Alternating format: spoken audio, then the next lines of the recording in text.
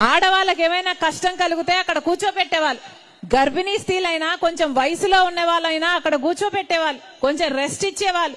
వాళ్ళు చేసిన కొంచెం పని అయినా సరే మళ్ళీ డబ్బులు ఇచ్చేవాళ్ళు. ఆటో ఛార్జీలు కూడా ఇచ్చేవాళ్ళట. ఆటో ఛార్జీలు కూడా ఇచ్చేవాళ్ళు కరువు పనిలో. ఈ రోజు ఎలా ఉంది కరువు పని? ఎక్కడికి వెళ్ళినా, ఏ గ్రామానికి వెళ్ళినా ఏం చెప్తున్నారో తెలుసా? అమ్మా, కరువు పని పూర్తిగా నాశనం అయిపోయింది. అసలు పని ఒకడు చేస్తున్నాడు, డబ్బులు ఇంకోడు తింటున్నాడు అని ప్రతి గ్రామంలో చెప్తూనే ఉన్నారు. అసలు ఉపాధి హామీ పని అన్న దానికి విలువే లేకుండా పోయింది. కనీసం మంచినీళ్ళు కూడా అయ్యారమ్మా ఈ రోజుల్లో అని చెప్తున్నారు. పని కూడా ఎంత ఇస్తున్నారు అంటే ఎప్పుడు ఇస్తారో, ఎప్పుడు ఇవ్వరో, ఎందుకు ఇస్తారో, ఎందుకు ఇవ్వరో ఏమీ అర్థం కాకుండా ఉంది తల్లి. వారానికి కనీసం 3-4 రోజులు కూడా పని ఇవ్వరు.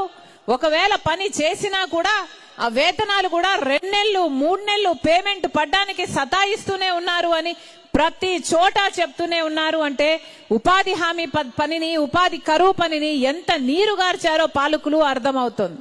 ఇప్పుడు కేంద్రంలో బీజేపీ పార్టీ అధికారంలో ఉంది. కేంద్రంలో నరేంద్ర మోడీ ప్రధానమంత్రిగా ఉన్నారు.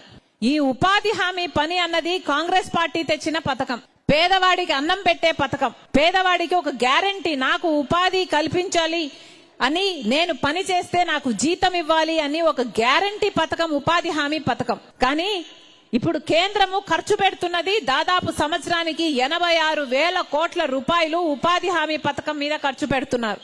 కానీ ఈ డబ్బులు మొత్తము పేదవాళ్లకు పోతున్నాయి, లేకపోతే స్కాముల కింద పోతుంది. బీజేపీ పార్టీకి రావట్లేదు కదా, అందుకనే ఈ పథకాన్ని మొత్తానికే ఎత్తేయాలని చూస్తుంది ఇప్పుడు బీజేపీ ప్రభుత్వం.